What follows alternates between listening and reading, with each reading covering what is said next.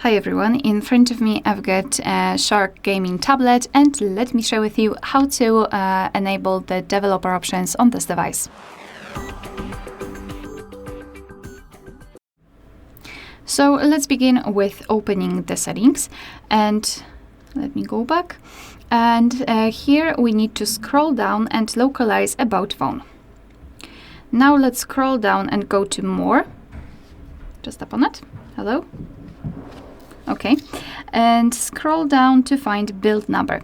Now all we need to do is to keep tapping on it until you'll see the information that you're in the developer mode, and you need to confirm everything with your screen lock. So just enter it and go. And as you can see, now we've got this information that we are a developer. So we can go back to the general list of the settings and go to the system.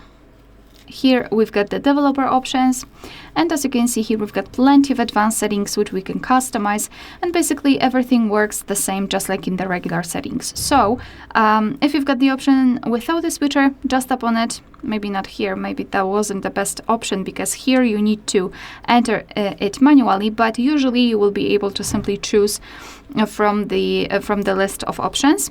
And if you've got the option with the switcher, all you need to do is to simply tap on the switcher and it will be immediately activated and applied. Of course, you can turn it off the same way. And if you've got the options without the switcher, I've just shown you. All right, so if you're done with customization of developer options, and if you'd like to turn off all of the developer options, remove the effect of developer options, simply tap on the switcher at the very top.